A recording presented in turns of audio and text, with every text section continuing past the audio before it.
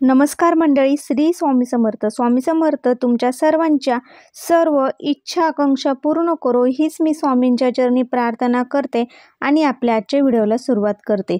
आषाढी एकादशी म्हणजे सर्वात मोठी एकादशी. जवळपास प्रत्येक घरामध्ये संपूर्ण कुटुंब हे आषाढी एकादशीचे व्रत करत असते आणि खरंच ज्यांना प्रत्येक महिन्यातील एकादशी करायला जमत नाही त्यांनी आषाढी एकादशी मात्र आवर्जून करावी. कारण फक्त आषाढी एकादशी जरी धरली तरी तुम्हाला वर्षभरातील सर्व एकादशी धरल्याचे पुण्य मिळेल. तसेच वर्षभरातील सर्व एकादशी धरल्याचे पुण्य मिळेल. तसेच या एकादशीचे व्रत केल्याने आपल्या मोक्षप्राप्ती मिळते आणि सर्व पापांचा नाश होतो अशी मान्यता देखील आहे. तर आजच्या व्हिडिओमध्ये मी तुम्हाला आषाढी एकादशीचा उपवास कसा करावा, कसा सोडवावा, कोणती भाजी खाऊन उपवास सोडवावा जेणेकरून तुम्हाला या एकादशी व्रताचे पूर्ण फळ मिळते. ही भाजी आयुर्वेदिकदृष्ट्या खूप चांगली आहे. याचे शरीराला आपल्या खूप फायदे देखील आहे. औषधी आहे, त्यामुळे ही भाजी आवर्जून खाल्ली जाते आणि त्यामुळे तुम्हाला एकादशी व्रताचे पूर्ण फळ देखील मिळते. तसेच या दिवशी आपल्याला चुकूनही कोणते पदार्थ खायचे नाहीत. उपवास कधी पासून धरायचा आणि उपवास कधी सोडवायचा, शुभ वेळ आणि पूर्ण माहिती मी तुम्हाला आजच्या व्हिडिओमध्ये देणार आहे. त्यामुळे व्हिडिओ शेवटपर्यंत नक्की पहा. जास्तीत जास्त लोकांना शेअर करा आणि चॅनलला सबस्क्राईब करायला विसरू नका. चला तर मग लगेच आजच्या व्हिडिओला सुरुवात करूया. यावर्षी बुधवार दिनांक 17 जुलै 2024 रोजी आषाढी एकादशी आलेली आहे. या एकादशीला मोठी एकादशी किंवा देवशनी एकादशी किंवा आषाढी एकादशी म्हणून ओळखले जाते. या दिवसापासून चातुर्मासालाही प्रारंभ होतो. म्हणजे आत्तापर्यंतचा जो सृष्टीचा कारभार आहे ते भगवान विष्णू सांभाळत होते. पण या दिवसापासून पुढील 4 महिन्यांसाठी भगवान विष्णू योगनिद्रेत जातात. त्यामुळे या एकादशीला देवशनी एकादशी असेही म्हणतात. आणि मग या 4 महिन्यांच्या काळामध्ये सृष्टीचा जो भार आहे तो सगळा भगवान विष्णू सांभाळत असतात. त्यामुळे या चातुर्मासामध्ये तुम्ही भगवान शंकराची देखील उपासना करू शकता. हा काळ अत्यंत पावन पवित्र असला तरी सुद्धा या काळात शुभ कार्य कुणीही करत नाही, शुभ मुहूर्त नसतात. तर या 4 महिन्यांच्या काळामध्ये देवाची अधिकाधिक भक्ती करावी असे सांगितले जाते. तर आपल्याला हिंदू धर्मात आपली एकादशीला विशेष महत्त्व दिले गेले आहे. ही वर्षातील सर्वात मोठी एकादशी म्हणून ओळखली जाते. ही एकादशी केली तर वर्षभरातील संपूर्ण एकादशीची व्रत केल्याचे पुण्य मिळते. सर्व व्रतांमध्ये एकादशी व्रत सर्वश्रेष्ठ मानला गेले आहे. तर आता आपण थेट वळूया उपवासाकडे. तर उपवास या शब्दाचा अर्थ असा आहे की उप म्हणजे जवळ आणि वास म्हणजे निवास करणे, परमेश्वराच्या जवळ निवास करणे याला उपवास म्हणतात. पण आता अलीकडे मात्र एकादशी आणि दुप्पट खाशी असं पाहायला मिळतं. आपण असं न करता या दिवशी जास्तीत जास्त वेळ तुम्ही देवाच्या नामस्मरणात, देवाच्या जप करण्यात, देवाच्या पूजेत घालवावा असा याचा अर्थ होतो. तुम्हाला जरी या दिवशी पंढरपूरला जाणं शक्य नसेल तर तुम्ही घरी बसून देवाची मनोकामना, मनोभावे, विठ्ठलाची पूजा, भगवान विष्णूंची पूजा करायची आहे. दिवसभरात मुखामध्ये देवाचं नाम जप तुम्ही ठेवायचं आहे. सतत विठ्ठलाचं, भगवान विष्णूंचे नामस्मरण करायची, गाणी ऐकायची की सेवा करायची. खरी तुमची देवापर्यंत जी काही तुमची सेवा केलेली आहे देवाची ती पोचते. नाहीतर उपवास करायला दिवसभर वेगवेगळे पदार्थ बनवायचे, खायचे, त्यात सगळा वेळ जातो आणि परत दुसऱ्या दिवशी उपवास सोडण्याची जास्त घाई असते. पण तसं न करता उपवास म्हणजे खरं तर एक दिवस आपल्या पोटाला आराम देण्यासाठी खूप महत्त्वाचा असतो. त्यामुळे तुम्ही थोडंसं दूध, फळाचा आहार घेऊ शकतात किंवा मग एकादशीला कमीत कमी वेळा किंवा कमी अन्न ग्रहण करावं.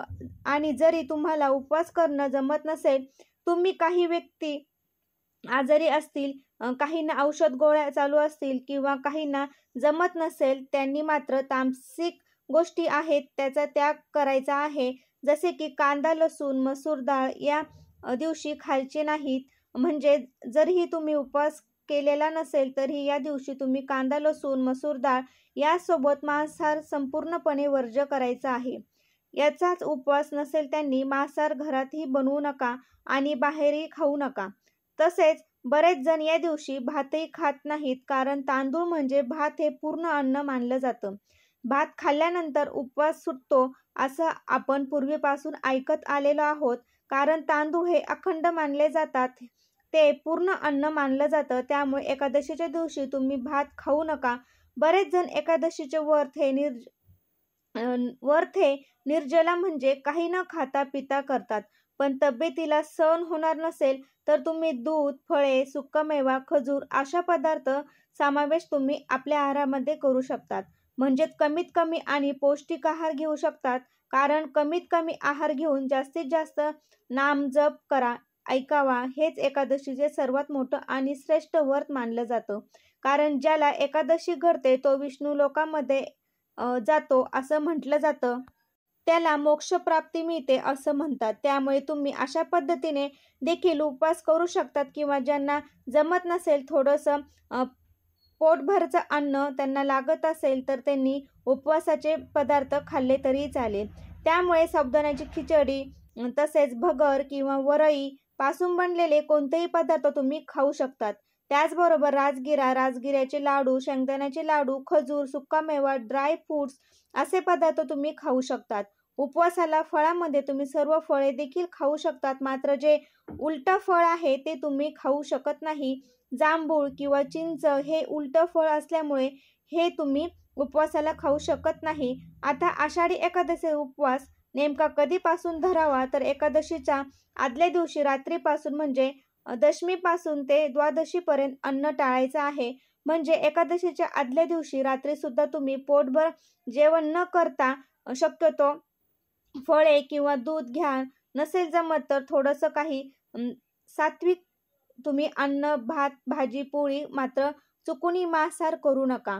तसेच द्वादशीला तुम्ही एकादशीच्या दिवशी आपला उपवास सोडतो त्या दिवशी देखील कोणतीही भाजी खाऊ शकता किंवा कोणती भाजी खाऊन उपवास सोडवावा हे मी तुम्हाला पुढे सांगणार आहे. मात्र चुकीचे पदार्थ अजिबात खाऊ नका.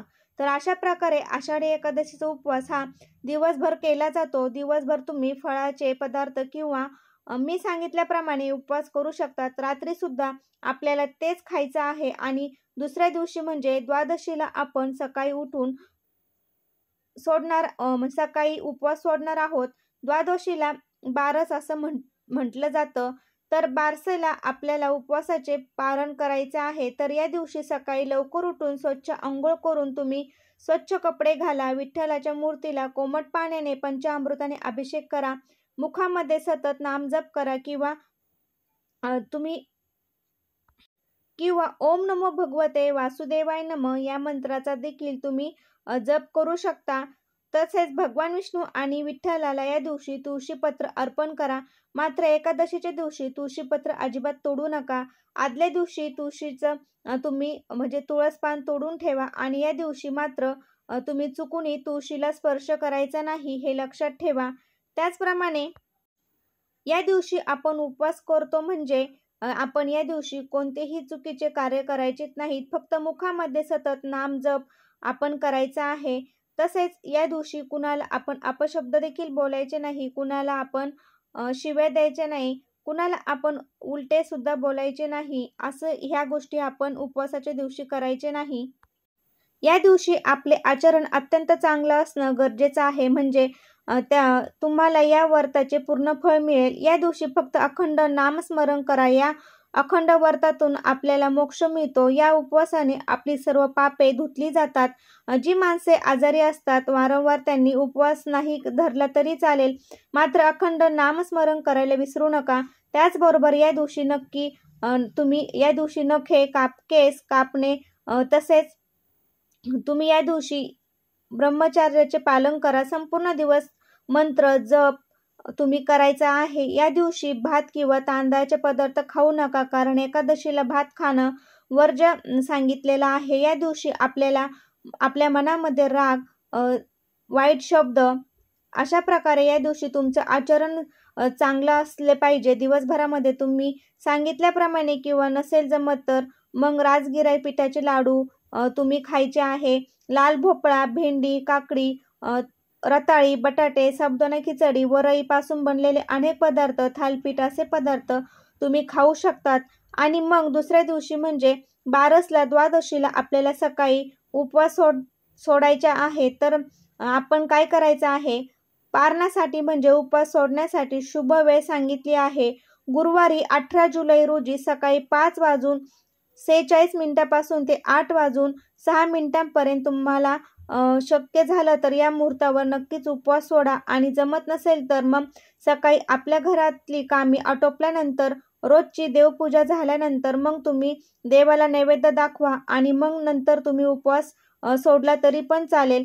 पण पूर्वीपासून आषाढी एकादशीचा उपवास सोडताना एक भाजी खाल्ली जाते. पूर्वीचे लोक आषाढी एकादशीला उपवास सोडायला हीच भाजी खाऊन उपवास सोडायचे. ही एक प्रकारची रानभाजी असून ती आपल्या आरोग्यासाठी खूप गुणकारी देखील मानली गेलेली आहे. आयुर्वेदिक दृष्ट्या सुद्धा त्या भाजीला खूप महत्त्व दिलेले आहे. ती बऱ्याच लोकांना माहीत नाहीये, तर ती म्हणजे वाघाट्याची भाजी. काही ठिकाणी याला वाघाटे किंवा वाघाट्या किंवा काही ठिकाणी याला गोविंद फळ असेही म्हटले आहे.